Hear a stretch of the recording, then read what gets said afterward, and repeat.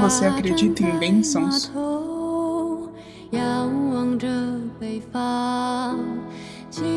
Ou maldições? Em calma.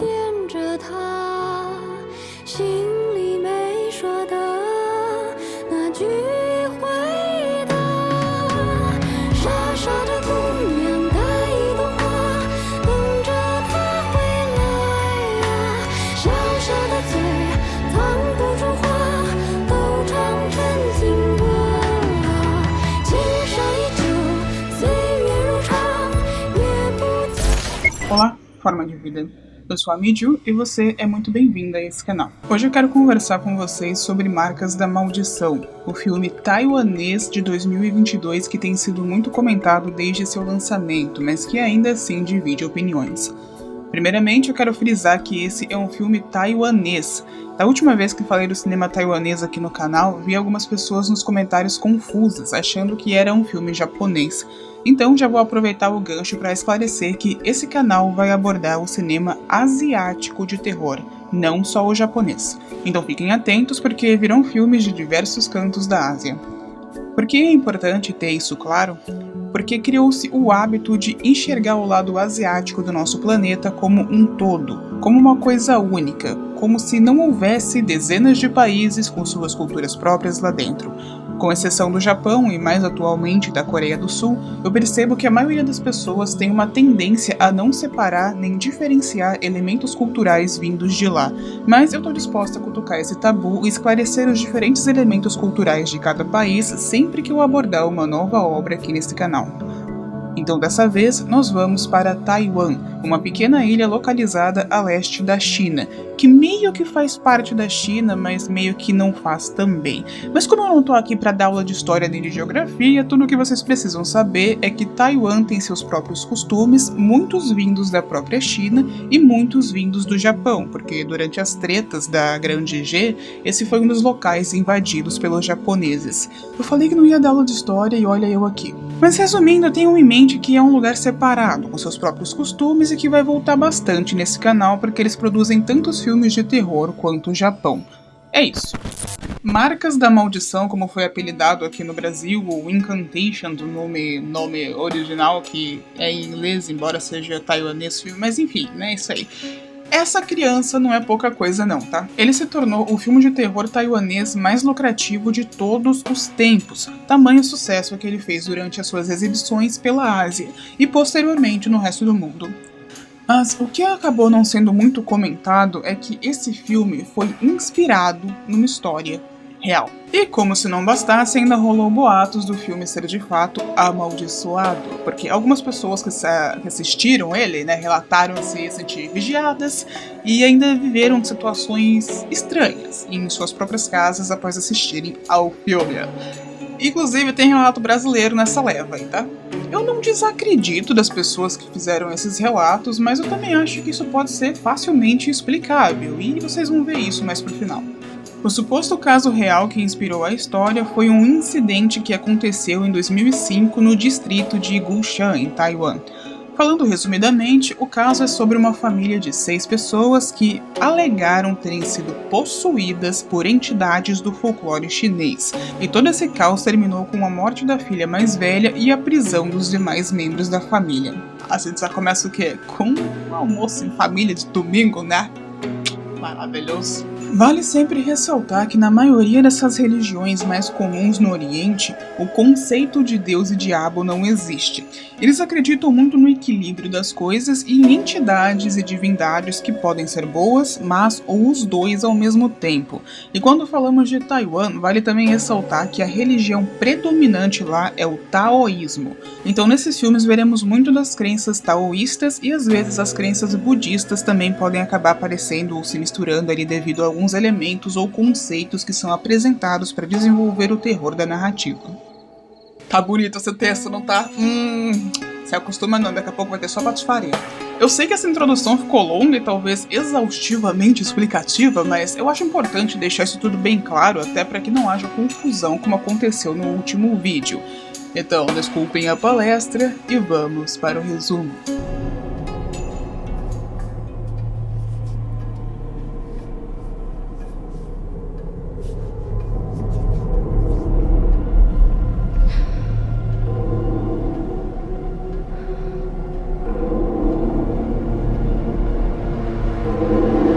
Caramba, mano, viu o leite derramando e não juntou, por isso que tá amaldiçoada.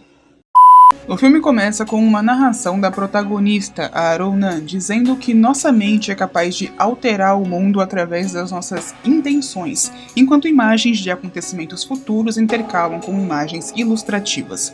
Então ela finalmente aparece e conta que há 6 anos violou um tabu que trouxe consequências a ela e a todos ao seu redor. Então vemos um vídeo dos pais dela falecendo num acidente de carro e depois ela entrando numa delegacia e entregando algo aos policiais, que na cena seguinte já se dão um game over. Então ela pede a nossa ajuda para salvar a filha dela e nos diz para memorizar um símbolo e em seguida repetir uma frase que parece um encantamento, mas vamos chamar de mantra para entrar no clima regional. E então o filme de fato começa.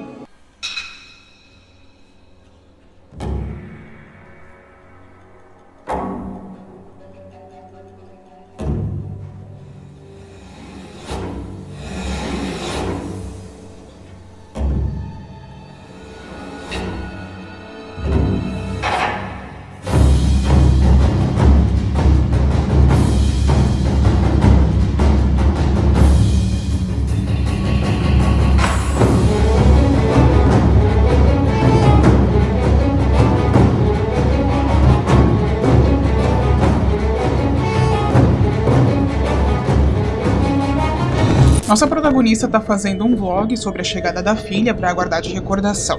A menina tava num orfanato e agora vai retornar para casa. Todo esse BO foi por causa das tretas do passado que serão esclarecidas futuramente. Aí ela recebe a visita de uma assistente social folgada e elas vão pro orfanato.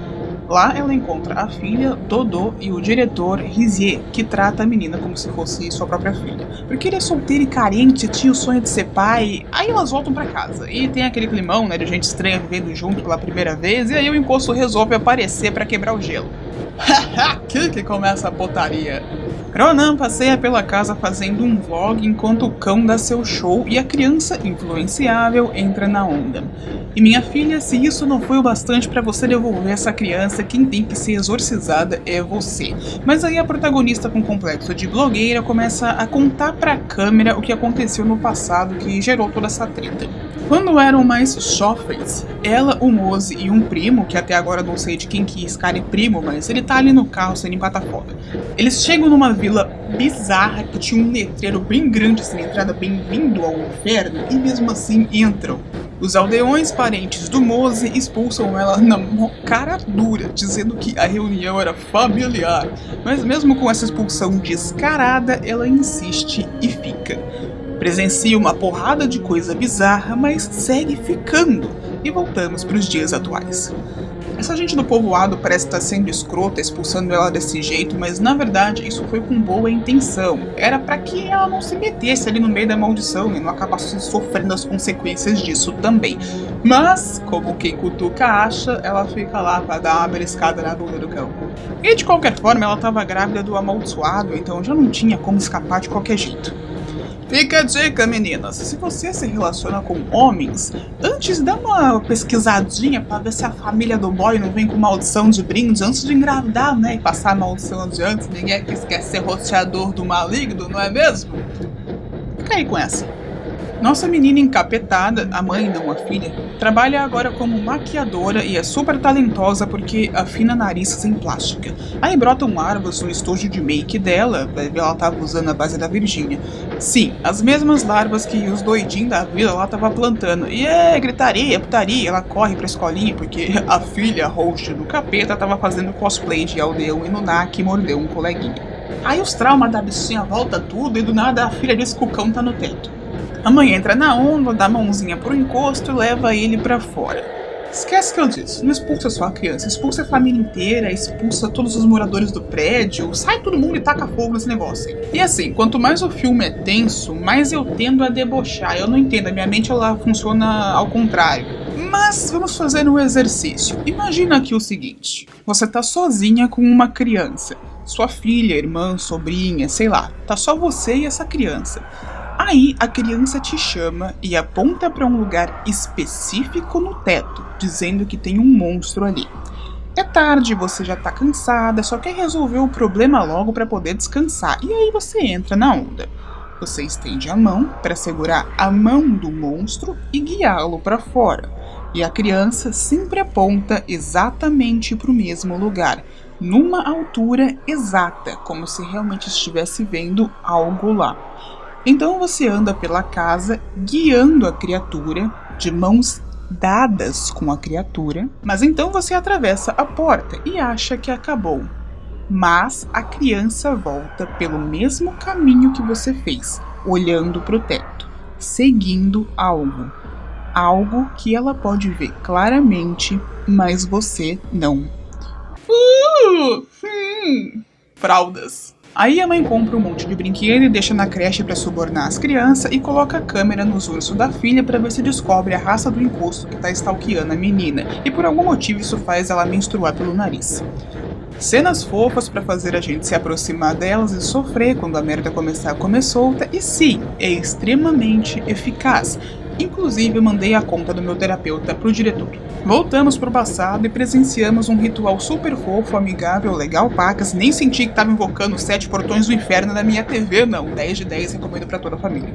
Noite cai, jovens se xeretam, presenciam mais bizarrice e não sei por que caralhos de motivo esse povo ainda não saiu dali virado no Jiraya. Eu não teria nem entrado, de verdade, assim. Se eu chegasse num lugar velho, feio, tudo outro daquele ali, com esse monte de gente fazendo saudação macabra e falando bizarrice, meu amigo, eu voltava nem que fosse agarrada no rabo das pombas migratórias. E tem uma criança na vila, que é tipo um receptor do sinal do encosto. A pobre da menina toda perturbada, arrancaram a orelha dela pra fazer ritual, uma pobre coitada no meio daquele bando de doido. E essa menina leva a Ronan pro lugar que fizeram um ritual e mostra uma caixa pra ela com um sapo dentro e faz a Ronan alimentar eles com cabelo. De volta aos dias atuais, a possuída mãe comemora o aniversário com a possuída filha e rola mais um monte de coisa fofa familiar, e aí a criança se joga do prédio. Ah não, tá bem, tá tudo bem. É só porque esse filme adora tirar com a cara da gente. Mas aí o encosto leva a Little Capeta pro mau caminho e faz ela abrir a porta secreta com alguns tesouros do maligno. Eu não sei como é que eu posso descrever aquilo ali. É só uma luz vermelha numas estátuas e tem uma câmera que é a câmera que a mãe usou pra filmar o Cramunhão lá no passado. Ela entra lá, ela só vai e é isso aí. O cara que se proclamou pai dá um amuleto pra mãe e a assistente folgada assiste tanto Masterchef que decide comer vidro fervendo pra ver qual é a brisa. E voltamos pro passado. Eles tinham sido pegos naquela escapulida e foram trancados no quarto, mas como cutucar o cão deve ser esporte por lá, eles fogem e vão atrás de encrenca, mais uma vez. Então filmam os aldeões fazendo uma procissão bizarra e ainda assim não descem aquela montanha quicando. Volta para os dias atuais com a criança hospitalizada e outra assistente social tentando forçar a mãe a assinar os papéis que abrem mão da menina de vez. Mas o Ronan manda um teu cu pra ela e sai virada na camuflagem da viúva negra roubando a criança do hospital. Na fuga, o pseudo-pai faz que vai entregar a mãe, mas como ele é gado da menina, acaba ajudando as duas a fugir. E eu vou chamar ele de pai mesmo, porque ele realmente acaba sendo um paizão pra menina. Levou ele, telepassado. Esse filme não devia chamar Marcas da Maldição, devia chamar Twerk na Linha Temporal. Depois de ver a procissão macabra, Ronan se preocupa com a menina e... chama a polícia? Não, ela vai investigar. Aí invadem a caverna particular do cão, a mina pequena tá em coma, a mina adulta começa a parir, os caras entram no buraco do encosto, um sai gritando, o outro fica lá dentro, mas do nada os aldeão chega, tira o entaladinho do buraco do encosto, com um cara enfaixada, um tio dá um tapão na Ronan, agressividade horrorosa, e ela sai tropicando pela vila, vendo 50 tons de bizarrice, o primo doidinho correndo, gritando, e passa e some, aparece, dá twerk do telhado e morreu. No meio da rave Satanics, ela vê os aldeões fazendo um churras do mozão e segue tropicando, mas não cai. Samina tomou Bezetacil de 51 quando era criança. Agora, assim, por mais que eu esteja fazendo piada, vamos nos colocar no lugar dela só um pouquinho. Ela tava só fazendo uma viagem para filmar uma tradição familiar do namorado, porque como a maioria dos jovens, eles queriam ser famosos na internet, só isso. Mas logo que você chega, você já é rudemente expulsa e mesmo que fique, é maltratada e presencia tudo quanto é tipo de bizarrice que você pode imaginar. Não satisfeita, você vê uma criança sofrendo maus tratos e seu namorado e um amigo entram numa caverna enquanto você tenta ajudar a criança que achava ser uma vítima e coisas ainda mais estranhas começam a acontecer. Você tá grávida, sentiu dores durante o dia inteirinho e do nada começou a sangrar muito. Seu amigo do nada sai gritando completamente transtornado, mas seu namorado não sai. Você não sabe o que houve. As pessoas que te odeiam chegam, tiram seu namorado com a cabeça toda enfaixada lá de dentro e não te dizem nada. Mesmo no seu estado, você vai atrás e vê a própria família dele queimando o corpo dele como se fosse um sacrifício. Seu amigo tá fora de si, correndo, gritando e perdendo os dentes da forma mais gráfica possível. Então, quando você menos imagina, ele se mata na sua frente. Viagem maravilhosa, vou lembrar desse momento para sempre. De volta aos dias atuais, a família Adams está dirigindo num looping até que invoca uns Paranauê e escapa. Num templo, um tio faz uns Paranauê taoísta para espantar o maligno que queria ser youtuber e ficou preso na câmera. E diz que pro ritual dar certo e salvar a menina, a criança não pode comer nada por sei lá quantos dias. Aí a mãe vai lá e dá abacaxi em calda pra criança. Mas assim, não dá pra julgar a coitada, né? É compreensível por que ela fez isso. A criança já tá toda estropiada, nem anda mais, elas até tiveram mais cenas bonitinhas na praia pra pisar de vez no coração da gente. Aí a filha pede comida. Lógico que ela deu, né, mãe? Mas de qualquer forma, depois ela faz a criança vomitar o abacaxi. Só que, querida, aí já deu merda. Já tava tudo feito que era pra ter feito e a coisa só vai piorar. O pai de consideração ficou com a câmera e nesse meio tempo estava tentando restaurar as filmagens para entender que patifaria era aquela. Mas no processo o boyzinho foi perdendo a cabeça e outras partes. E no fim ele consegue reparar, explica o que pode para Ronan e daí carimba a testa na mesa até deixar de viver. Ronan corre pro templo porque deu comida pra criança e ela tá tiltando, mas aí chegando lá os dois velhos também tão bugados porque o abacaxi foi tipo derrubar refrigerante no teclado, perda total. Mas cena bizarra pra deixar a gente sem chão e repetir na nossa cabeça que era melhor ter ido ver o filme da Barbie, porque pelo menos o causador de trauma lá é a sociedade, não um demônio. E menina Ronan leva a menina Dodô pro hospital porque a criança tá mais pra lá do que pra cá. No meio da noite, Dodô levanta e acha a menina coitada da vila que serve de servidor por Tinhoso e Ronan lembra que essa mesma menina tinha contado que os aldeões arrancaram uma orelha dela para fazer um ritual de proteção, já que ela é tipo a criança escolhida para ser lá o servidor do cramunhão do filme aqui. É isso aí.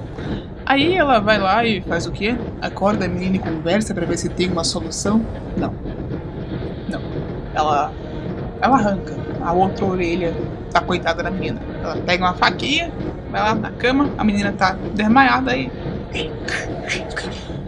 sei lá, bota na bolsa, leva embora.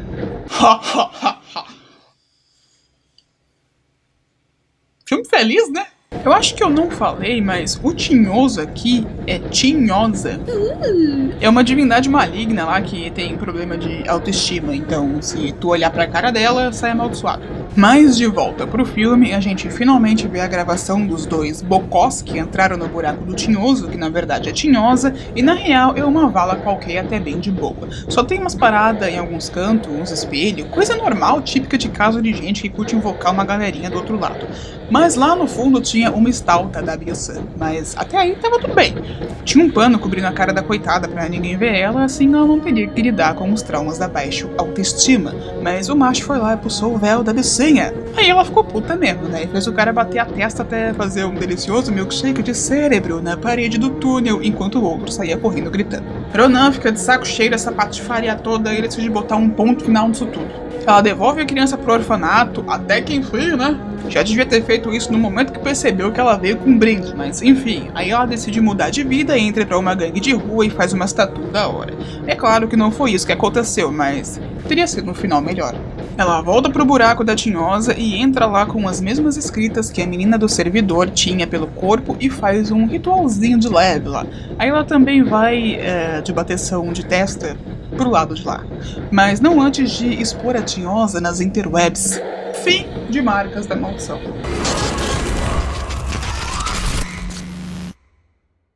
Eu contei a história de forma bem debochada, fazendo bastante piadinha, porque o que importa aqui não é a história, é como ela foi contada. Porque foi essa construção que fez o povo sair tão cagado da sessão que achou até que estava amaldiçoado. A história, na verdade, é bem simples e acaba sendo até um clichêzão de maldição, mas a forma como contaram foi a esfera do dragão dessa produção, porque ele pegou na nossa mão e levou a gente para dentro daquela espiral de compartilhamento de maldição. Ainda assim, apesar de ter de fato uma maldição ali na história, eu senti que ele era mais sobre karma do que sobre maldição em si. Porque todas essas pessoas estão presas nessa espiral de maldição por conta de suas próprias escolhas ou pela família em que nasceram. Os aldeões sofreram o karma de seus antepassados que cultuavam essa divindade maligna. Os dois rapazes sofreram o karma por invadir o local da criatura. Ronan sofreu o karma por ter escolhido ficar mesmo que tudo ao redor dela dissesse para ir embora. E Dodô sofreu o karma por causa da mãe, assim como os aldeões sofreram por causa dos antepassados.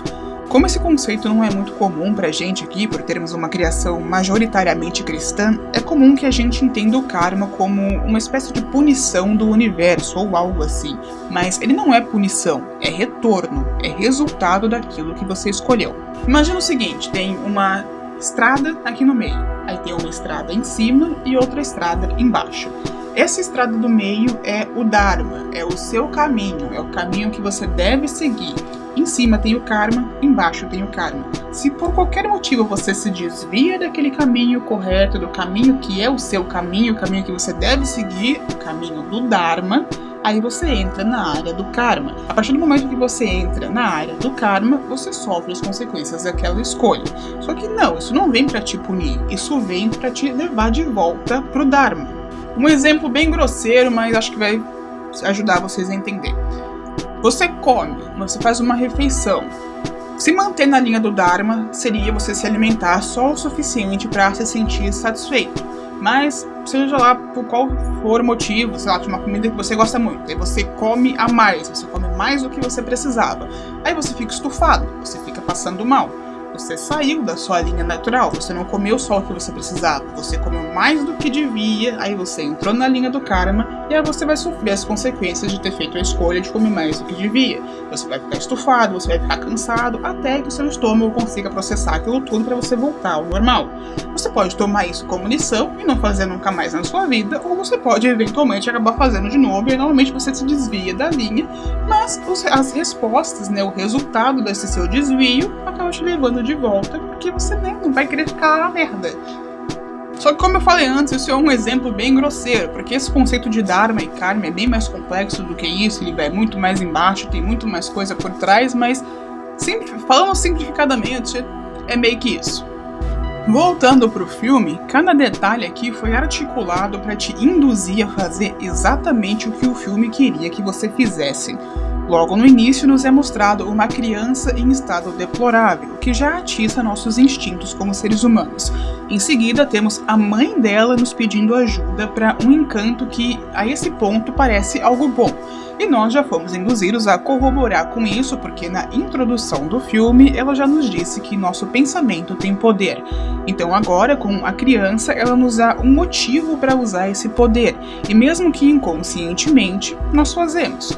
E várias vezes ao longo do filme nós repetimos esse encantamento, e várias vezes ao longo do filme somos expostos aos símbolos atrelados a esse encantamento. Só para no final nos ser revelado que aquilo na verdade era um mantra de diluição, uma forma de diluir a maldição para diminuir os efeitos. Nós fomos manipulados, mas tínhamos feito cada parte do ritual para nos tornarmos parte disso. No início, quando eles chegam na vila, recebem novos nomes e a anciã diz para eles, em hipótese alguma, usarem seus verdadeiros nomes lá dentro. Então, o filme nos mostra o Dom morrendo por ter seu nome dito em frente ao rosto da criatura. E então, a protagonista dá o checkmate quando nos faz pensar em nossos nomes mostrando o rosto da criatura. Nós completamos o ciclo, nós fizemos cada detalhe do ritual, nós estamos amaldiçoados. Isso tudo é proposital, foi intencional dentro do filme, e foi genial. Por isso eu disse que entendo as pessoas que saíram da sessão se sentindo amaldiçoadas. Mas, no fim, é só um filme. Então, meus anjos, podem relaxar, vocês não estão amaldiçoados, só são pessoas facilmente influenciadas. Portanto, podem dormir em paz a partir de agora. Confie em mim, a tinhosa da catapora não vai te pegar. Mas se ainda assim tiver medo, faz esse símbolo aqui.